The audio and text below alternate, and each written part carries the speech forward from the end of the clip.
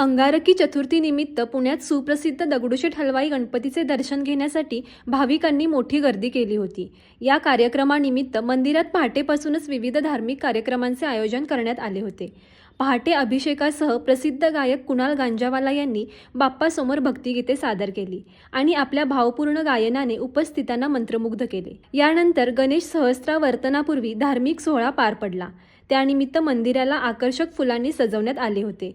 पहाटेपासूनच बाप्पाच्या दर्शनासाठी भाविकांची झुंबड उडाली होती। गर्दीचे व्यवस्थापन करण्यासाठी परिसरातील वाहतूक पर्यायी मार्गाने वळविण्यात आली होती। श्रीमंत दगडूशेठ हलवाई गणपती बाप्पांच्या मंदिरामध्ये आज या श्रावण मासात असणाऱ्या एकमेव अंगारकी चतुर्थीनिमित्त भक्तांची अलोट गर्दी आपल्या लाडक्या बाप्पांच्या दर्शनासाठी इथे झालेली आपल्याला दिसते।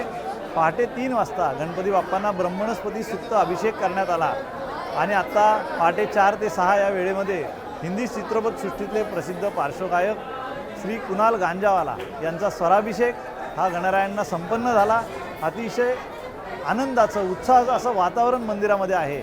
मंदिराला फुलांची अतिशय विलोभनीय अशी सजावट करण्यात आलेली आहे। विशेष करून मोरांची सजावट करण्यात आलेली आहे आणि हा वर्षातली एकमेव अंगारकी असल्यामुळे भक्तांचा विलक्षण उत्साह दिसतोय।